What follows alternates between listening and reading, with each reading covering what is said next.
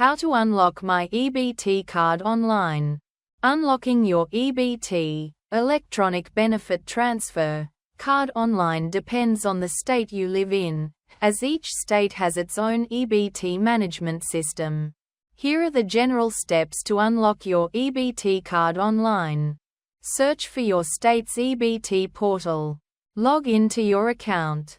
If you don't have an account, you may need to create one by providing personal information like your EBT card number, social security number, or date of birth.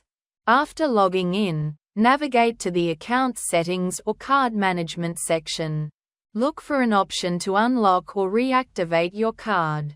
If the system requires it, reset your PIN as part of the unlocking process. If you cannot unlock your card online, call the customer service number on the back of your EBT card. Verify your identity and explain the issue. They may guide you through unlocking your card or provide other solutions. Some states have mobile apps for managing EBT benefits. Check if your state offers this and follow the app instructions to unlock your card. Thanks for watching.